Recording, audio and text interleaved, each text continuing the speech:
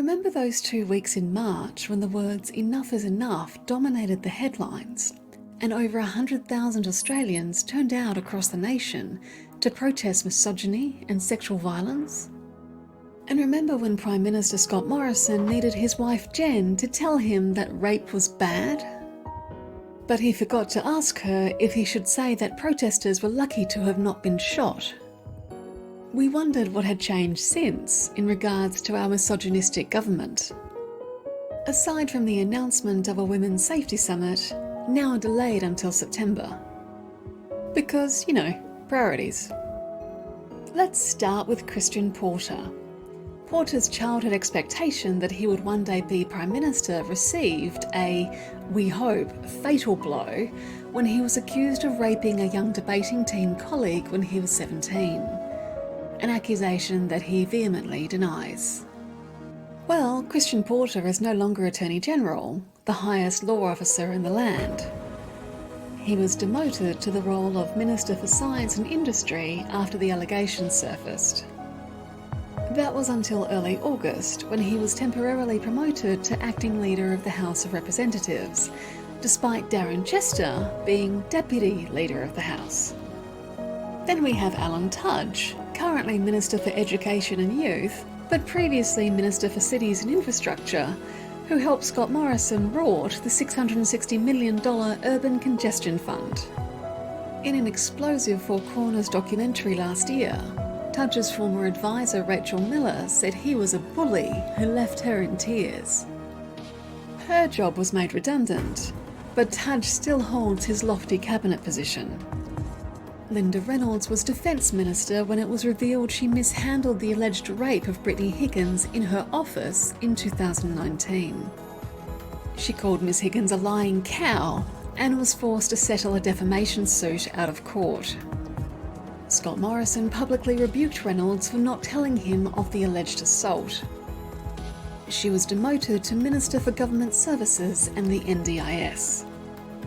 There appears to be consequences for women behaving badly in Morrison's cabinet, but not so for the men. In the case of the alleged rape of Miss Higgins in Parliament House, 6 months after the allegations first aired, charges have been laid against the accused former Liberal staffer. Time will tell if justice will prevail. We can only hope that time will also tell who in the government was involved in the cover-up of this alleged crime. Now to Andrew Laming. He was outed as a serial abuser of women in his electorate on social media and is currently under investigation by the AEC for possibly breaching electoral laws by running a network of Facebook pages dedicated to promoting the coalition under the guise of community and news pages.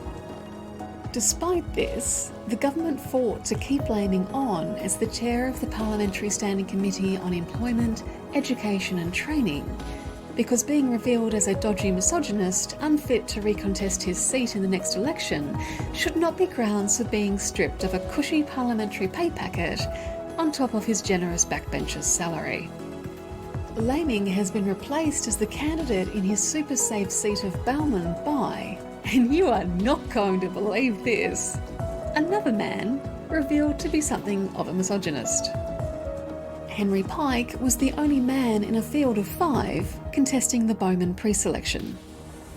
It's been revealed a complaint was lodged with the pre-selection committee about comments Pike had made fat-shaming women when he was in the young LNP. They investigated, then approved him as a candidate, and then pre-selected him over 4 women. How's that women problem working out? Thanks to at least 11 members of the Federal National Party, we've had confirmed adulterer and accused sexual harasser Barnaby Joyce return to the role of Deputy Prime Minister. Joyce was forced to resign from the Nationals' leadership 3 years ago, not because he had an affair with a staffer whom he ended up leaving his wife and 3 daughters for, but because he was accused of sexually harassing a WA businesswoman. Catherine Marriott's name was leaked to the media a few days after she made a confidential complaint to the National Party about Joyce, and an investigation was unable to determine an outcome in her complaint.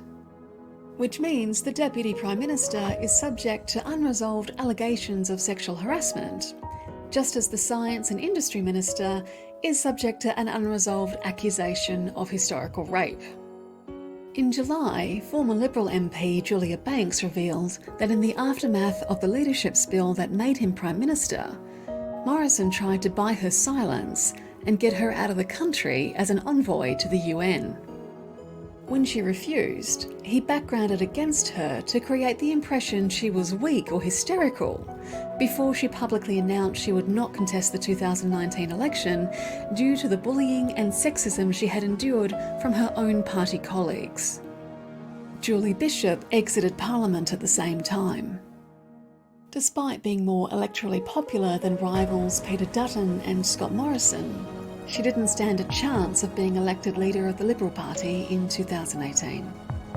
As Rachel Withers wrote in The Monthly, the sexism, in case anyone was left in any doubt, stems from the top.